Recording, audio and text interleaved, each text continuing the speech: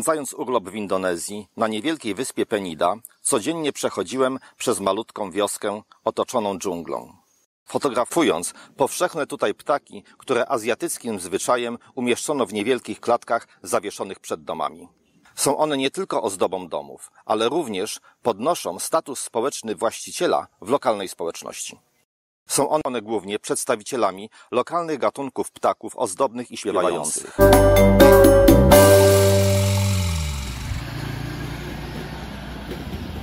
Wśród skromnych domostw wyróżnia się duży murowany budynek, bogato zdobiony elementami religijnymi. W dwóch zawieszonych przed domem klatkach mieszkają atrakcyjna tu nierozłączka, powód do dumy jej właściciela, i znacznie mniej prestiżowy, lokalny gatunek Majna brunatna.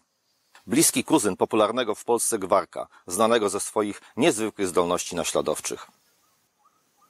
Ale za to Majna przyciąga uwagę swoim specyficznym zachowaniem. Ptak podskakuje, chwyta się prętów, a następnie wykonuje w powietrzu pełne salto i miękko ląduje na dnie klatki. Zachowanie to powtarza wielokrotnie. Ten dom odwiedziłem wiele razy i za każdym razem byłem świadkiem tych akrobacji. Właściciel Majny jest z niej niezwykle dumny.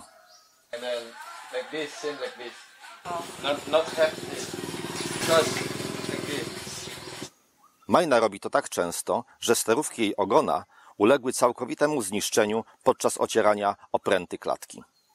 Why the Majna is doing this? I don't know. Was the Majna trained to do this? My father said, yeah. Pomimo twierdzenia właściciela, że zachowanie Majny jest wyuczone, to jednak ja nie mam wątpliwości, że jej akrobacje są wynikiem dewiacji psychicznych wywołanych przebywaniem w koszmarnych warunkach. Przez całe życie egzystuje ona w maleńkiej klateczce, uniemożliwiającej jej nawet przefrunięcie z żerdzi na żerdź.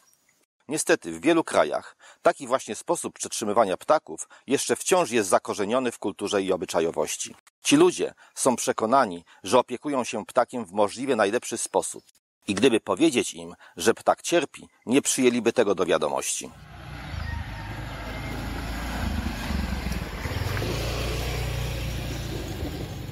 Czy pamiętacie Państwo prezentowane w papuziej telewizji filmy o smutnym losie Amazonki Rodrigo z Meksyku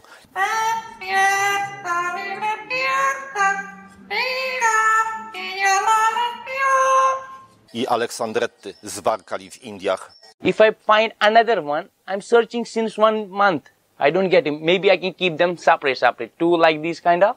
Tutaj, w Indonezji, los ptaków, takich jak ten, jest niestety bardzo podobny i stanowi modelowy przykład na to, jak ptaków trzymać nie należy.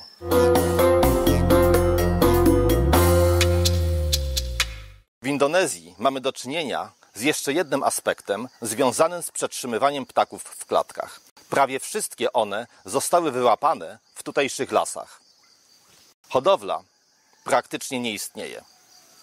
Dlatego właśnie ich populacje uległy drastycznemu zmniejszeniu. Niektóre zwierzęta uważa się powszechnie za symbol zagrożonych gatunków. To im poświęca się najwięcej miejsca w mediach, o nich się mówi i pisze. Ekolodzy już od dawna podejmują wysiłki w celu odbudowy populacji w Indonezji ptaków śpiewających. Ale Majnom nikt dotąd nie poświęcał należytej uwagi.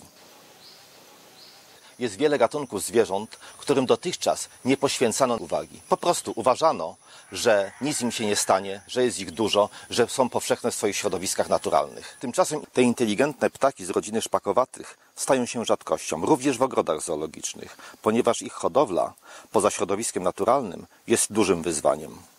Dlatego właśnie niemieckie Stowarzyszenie na rzecz ochrony gatunków i populacji wybiera zwierzę roku.